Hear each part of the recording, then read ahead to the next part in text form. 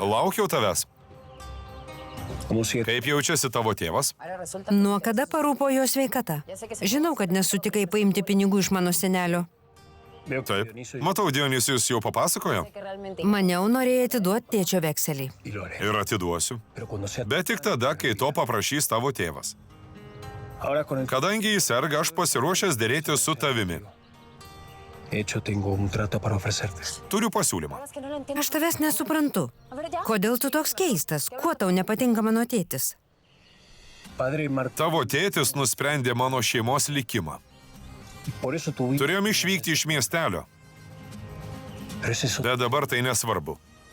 Viktorija, jei laiko neapmokėsit vekselio, tavo tėvo ranča atiteks man. Arba galėčiau gražinti vekselį tau. Išgelbėtum žemės, bet mainais 2 metus turėtum dirbti man.